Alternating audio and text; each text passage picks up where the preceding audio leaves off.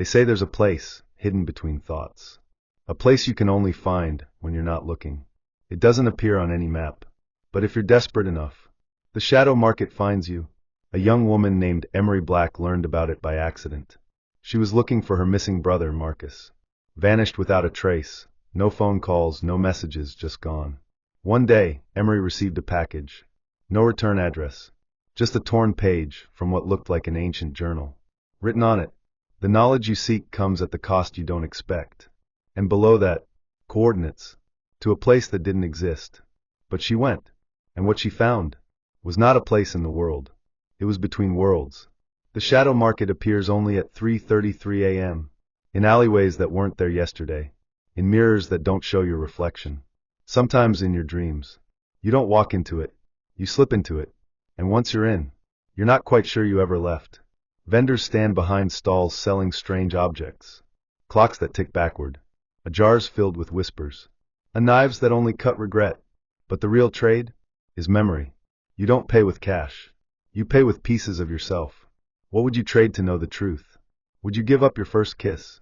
The sound of your mother's laugh? The memory of your own name? Because that's what the market wants. Not money, meaning. Emery made her way past rows of faceless merchants. She reached a stall covered in black velvet. A woman with no eyes spoke to her. You seek your brother. Emery nodded. The woman held out her hand. I will give you the truth. In return, I will take your memory of sunlight.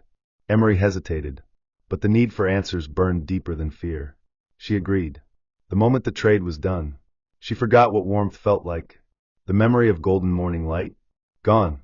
The woman spoke. Your brother didn't disappear. He was taken. By those who deal in unwritten knowledge. He traded too much. Gave away who he was. Just to learn something man was never meant to know. The deeper you go into the market, the more the rules change. Time doesn't move forward. Names don't stay yours. And sometimes people return from the market looking the same. But something's missing. A twitch in the eye. A flicker of confusion. A silence too heavy. So here's the question. What did Marcus learn that cost him everything? And did Emery go too far to save him? Because some say they saw her again. But not in the market. Not even in this world. They saw her in mirrors. In the reflection of puddles. Staring back at strangers, mouthing words no one can hear. The shadow market never closes. And once you've made a trade, it never forgets you.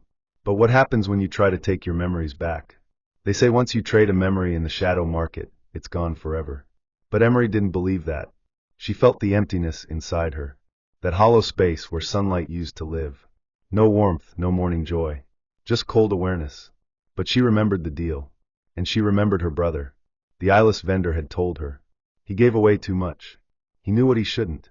Now he doesn't know who he is. That wasn't an answer. That was a warning. But Emery wanted him back. All of him. Even if it meant breaking the market's oldest rule. Never ask for your memories back. You see, the market trades in pain, loss, and the forgotten.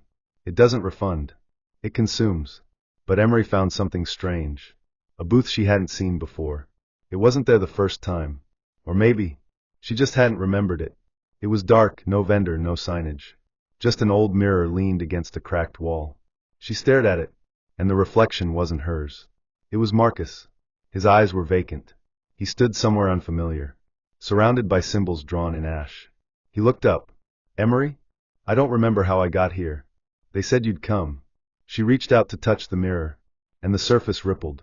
But the moment her fingers passed through, something grabbed her from behind. A cold voice whispered, You've seen too much. You're remembering what was taken. She was yanked backward, hard, and the market began to shift. The stalls twisted. Vendors screamed in languages she couldn't understand. Shadows moved against the light.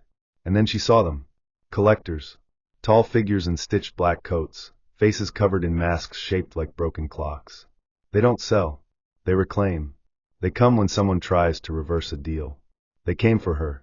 Emery ran, heart pounding, the echo of footsteps behind her too perfect, too synchronized. She ducked between collapsing booths. Memories fell from jars and shattered.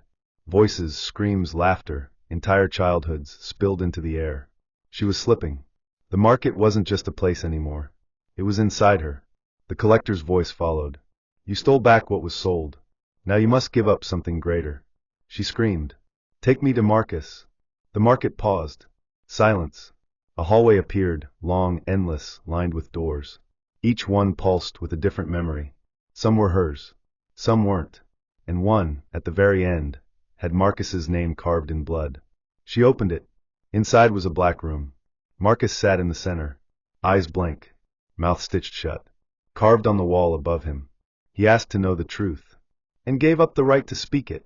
He saw her. Tears fell. He tried to rise, but the room fought back. Every step Emery took made her forget something. Her third-grade teacher, the name of her first pet, her father's voice. Gone. But she kept walking, until only two memories remained. Her name, and her love for Marcus. The market gave her one final offer. Leave now. Forget him. Live free. Or stay, and be forgotten yourself. She reached him, held his face. I'll remember us, even if no one else does. She closed her eyes, and the world collapsed. Emery never came home. Weeks passed, then months. Her apartment was left untouched. No sign of struggle. But strange things started happening. People who had known her began to forget. Her social media wiped itself. Photos blurred. Her name became a blank line on official forms. Only one thing remained. That same torn journal page, now in someone else's mailbox. The note read, "She went too deep, but he's still there," and a final whisper scrawled across the bottom. The market always opens for those willing to forget.